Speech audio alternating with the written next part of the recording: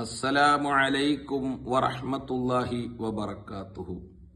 ഹാഫിളുദ്ദുനിയ ഇബ്നു ഹജർ അൽ അസ്കലാനി റഹിമഹുല്ലാഹ് അവിടുത്തെ അൽ ഖിസാലുൽ മുകഫിറത്തു ലിദ്ദുനൂബ് എന്ന ഗ്രന്ഥത്തിൽ കൊണ്ടുവന്ന ഹദീസ് കാണാം. മഹാനരാകുന്ന അബ്ദുല്ലാഹിബ്നു ഉമർ റളിയല്ലാഹു അൻഹുമ അവരെ തൊട്ട് ഉദ്ധരിക്കുകയാണ്.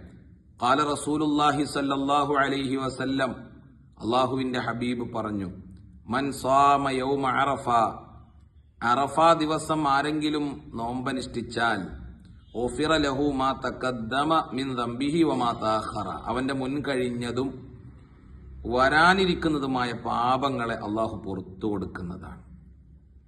ലക്ഷക്കണക്കിന് ഹാജിമാർ ഹജ്ജിന്റെ ഏറ്റവും പ്രധാനപ്പെട്ട അമലുകളിൽ വ്യാപൃതരാകുമ്പോൾ, അവരുടെ പാപങ്ങൾ പൊറുപ്പിക്കുമ്പോൾ ലോകത്തുള്ള മുഴുവൻ വിശ്വാസിനികൾക്കും അള്ളാഹു നൽകുന്ന വലിയ ഓഫറാണ് ആരംഭ റസൂലുള്ളാഹി സല്ലല്ലാഹു അലൈഹി വസല്ലം അവിടുന്ന് പ്രഖ്യാപിച്ചിട്ടുള്ളത്. അതുപോലെ ഇമാം മുസ്ലിം റിപ്പോർട്ട് ചെയ്ത ഹദീസിൽ കാണാം, അന്ന സിയാമ യൗമി അറഫ, അറഫ ദിവസത്തെ സുന്നത്ത് നോമ്പ് യുകഫിറു ദുനൂബ സനത്തിൽ മാളിയ വൽ മുസ്തഖ്ബില, കഴിഞ്ഞ ഒരു വർഷത്തെയും വരാൻ പോകുന്ന ഒരു വർഷത്തെയും പാപങ്ങളെ പൊറുപ്പിക്കുമെന്ന്.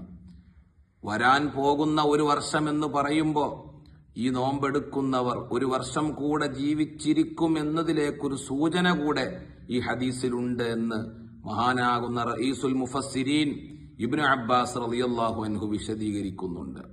അതുകൊണ്ട് നമ്മുടെ നിലാവനുസരിച്ച് എന്നാണോ ദുൽഹിജ്ജ 9 അന്നാണ് നാം ആ നോമ്പിനെ അനുഷ്ഠിക്കേണ്ടത്. അതോടൊപ്പം ദുൽഹിജ്ജ 8 നോമ്പ് പ്രത്യേകം സുന്നത്ത് സൂക്ഷിക്കേണ്ട ദിവസമാണ് എന്ന് ഇമാമിയങ്ങൾ രേഖപ്പെടുത്തിയതാണല്ലോ.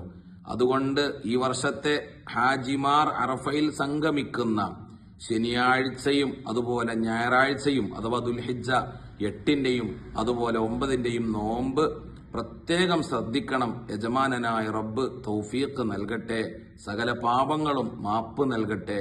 അസ്സലാമു അലൈക്കും വറഹ്മത്തുള്ളാഹി വബറകാതുഹു.